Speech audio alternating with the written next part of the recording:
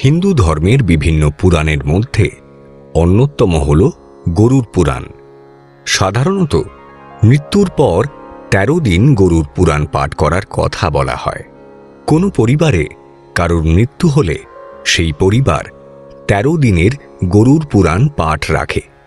শাস্ত্র অনুযায়ী কোনো আত্মা সঙ্গে সঙ্গে দ্বিতীয় জন্ম ধারণ করে।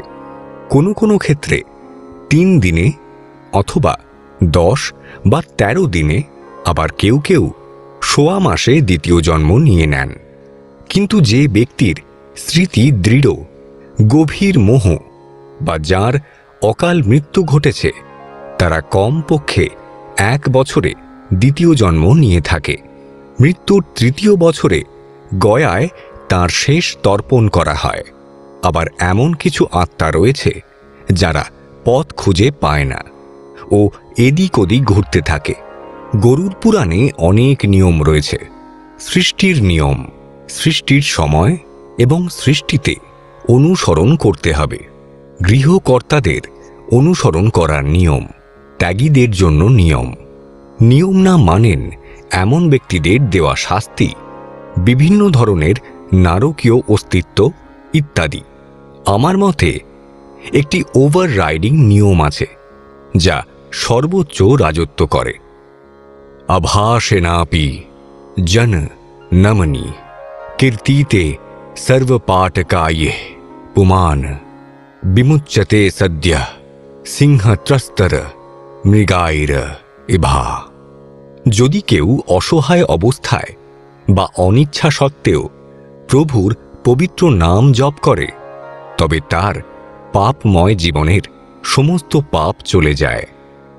যেমন একটি সিংহ গর্জন করলে সমস্ত ছোট প্রাণী ভয়ে পালিয়ে যায়।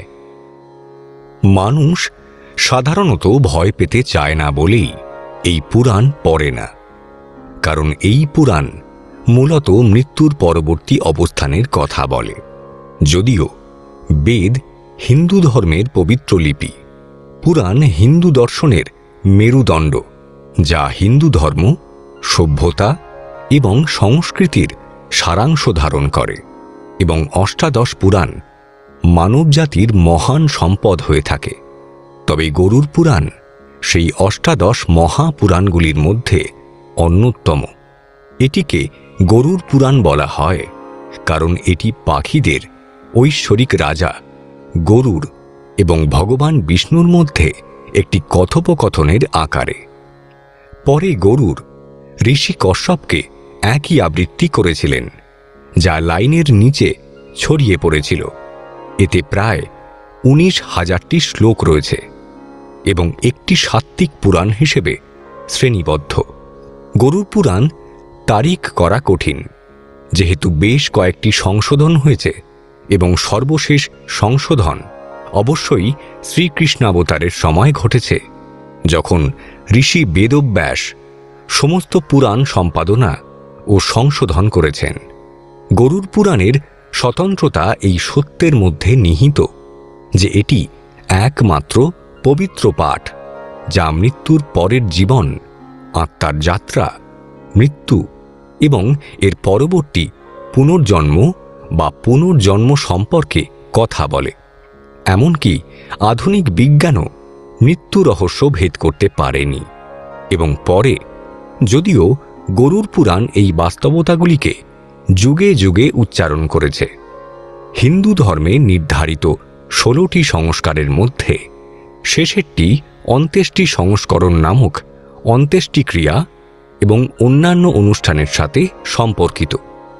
এই সংস্কার একচেটিয়াভাবে এবং সম্পূর্ণরূপে গরুড় পুরাণে আচ্ছাদিত। মানুষের মধ্যে একটি আশঙ্কা রয়েছে যে গরুড় পুরাণের পাঠ অশুভ, তাই পাঠ করা যাবে না, বা বাড়িতে বইটি রাখা যাবে না, বা বাড়িতে শুধুমাত্র মৃত্যু উপলক্ষে পাঠ করা উচিত। লোকেরা এই পবিত্র পাঠ্যটিকে তাদের বাড়িতে রাখতে বা ভয়ের বিষয়বস্তুর কারণে এটি পড়তে দ্বিধাবোধ করে। গরুড় পুরাণের বিষয়বস্তুর কারণে এটি একটি ভুল ধারণা মাত্র। গরুড় পুরাণ পাঠ করলে অবশ্যই একজন দুষ্ট বা পাপীর মানসিকতা পরিবর্তন হবে। তাই গরুর পুরাণ সকলের পাঠ করা উচিত, কারণ গরুর পুরাণ পাঠ করলে মানুষের মানসিক এবং শারীরিক পরিবর্তন ঘটে। এটি ব্যক্তিদের ধর্ম, সদাচার সম্পর্কে ব্যাখ্যা করে। এটি বিভিন্ন উপাসনা এবং গায়ত্রী উপাসনা ব্যাখ্যা করে। এটি ভগবান বিষ্ণুর নিরাকার পূজার পাশাপাশি ভগবান বিষ্ণুর সগুণ উপাসনা বা ভক্তিমূলক সেবাকে ব্যাখ্যা করে। সৃষ্টি সম্পর্কে ব্যাখ্যা করে। ভগবান বিষ্ণুর মহিমা, বিনোদন সম্পর্কে সংক্ষিপ্ত ব্যাখ্যা করে। এটি ব্যাখ্যা করে কিভাবে মৃত্যু আসে, মৃত্যুর সময় কি ঘটে, মৃত্যুর পরে আত্মার কি ঘটে, আত্মার অপবিত্রতা দূর করার জন্য বিভিন্ন ধরনের শাস্তি এবং শুদ্ধকরণের পরে জন্ম, মায়ের গর্ভে আত্মা কিভাবে চ্যালেঞ্জের মুখোমুখি হয় তাও বর্ণনা করে। বিভিন্ন পাপ ও প্রায়শ্চিত্ত ব্যাখ্যা করে। জ্যোতিষ সংক্রান্ত সংক্ষিপ্ত পিতরু দেবতা বর্ণনা, শ্রাদ্ধ, ধর্ম ইত্যাদি ব্রতগুলির বর্ণনা করে। প্রকৃতপক্ষে যখন কারোর কাছের এবং প্রিয়জন মারা যান, তখন মনের মানসিক অস্থিরতার পাশাপাশি জায়গার পরিবেশের কারণে পুরাণ পড়া বা শোনার দিকে মনোনিবেশ করা খুব কঠিন। একজন ব্যক্তি শেষকৃত্য সম্পাদনের বিভিন্ন দিক বুঝতে পারবেন এবং পরিস্থিতি মোকাবেলায় সচেতন হবেন। যখন একজনের জীবনে উদ্ভূত হয়, কারণ মৃত্যু একটি তিক্ত সত্য যা সকলের দিকে তাকায় এবং কেউ এর থেকে পালাতে পারে না। গরুর পুরাণের সবচেয়ে গুরুত্বপূর্ণ বার্তা হল, এই পৃথিবীতে কেউ কারুর নয়, কারণ আপনাকে নিজের জন্য কষ্ট পেতে হবে। মৃত্যুর পরে সমস্ত সম্পত্তি এখানে থাকবে, কেবল আত্মা এবং কর্ম যমলোকে যাবে।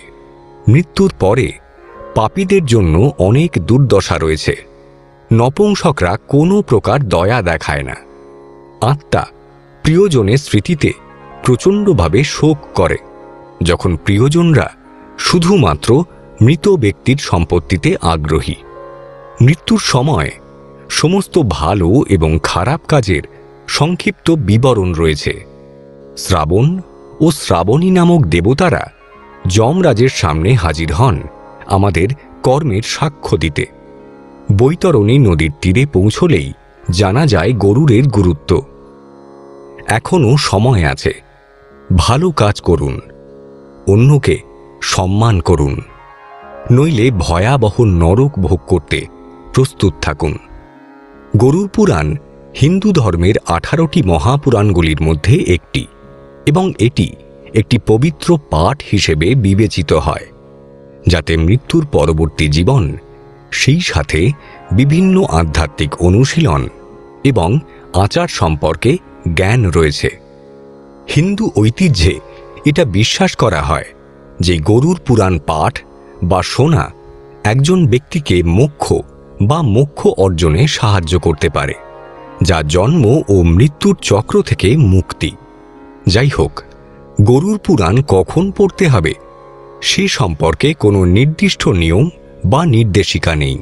সাধারণত পিতৃপক্ষ বা মহালয়া অমাবস্যার মতো শুভ অনুষ্ঠানে গরুর পুরাণ পড়ার পরামর্শ দেওয়া হয়, যেটি এমন একটি সময় যখন হিন্দুরা তাদের পূর্বপুরুষদের জন্য আচার অনুষ্ঠান করে এবং প্রার্থনা করে। কিছু লোক ব্যক্তিগত সংকটের সময় বা যখন তারা জীবনে কঠিন সময়ের মুখোমুখি হয়, তখনও এটি পড়ে, কারণ এটি নির্দেশিকা এবং সান্ত্বনা প্রদান করে বলে বিশ্বাস করা হয়। শেষ পর্যন্ত কখন গরুর পুরাণ পাঠ করবেন তার সিদ্ধান্তটি একটি ব্যক্তিগত, এবং এটি শ্রদ্ধা এবং ভক্তির সাথে করা উচিত। অবশেষে গরুর পুরাণ সবচেয়ে গুরুত্বপূর্ণ বার্তা দেয়, আত্মা কখনোই মরে না, এটি কেবল দেহই ফেলে দেওয়া হয়। এবং যেহেতু এই কথাটি ভগবান বিষ্ণুর দ্বারা গরুরের কাছে বর্ণনা করা হয়েছে, তাই এটি ইঙ্গিত করে যে মানুষকে এই জীবন দেওয়া হয়েছে তার মোক্ষ বা শ্রীহরি বিষ্ণুর সাথে একীকরণের উদ্দেশ্য অর্জনের জন্য। গরুড় পুরাণে মোট 19,000 শ্লোক লিখিত রয়েছে। প্রতিটি শ্লোক আলাদা আলাদা অর্থ নির্ধারণ করে এবং সেই অর্থের ওপর মানবজাতির অনেক গুরুত্বপূর্ণ ভূমিকা নির্ভর করে রয়েছে। কিন্তু কি সেই শ্লোক? কোনো শ্লোক সৎকারের মহত্ব দান করে, তো আবার কোনো শ্লোক জীবনধারণের মূল মন্ত্র শেখায়।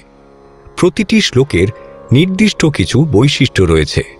শুধু বৈশিষ্ট্যই নয়, রয়েছে আলাদা আলাদা ইঙ্গিত। কি সেই বৈশিষ্ট্য? চলুন জানা যাক আগামী পর্বগুলোতে।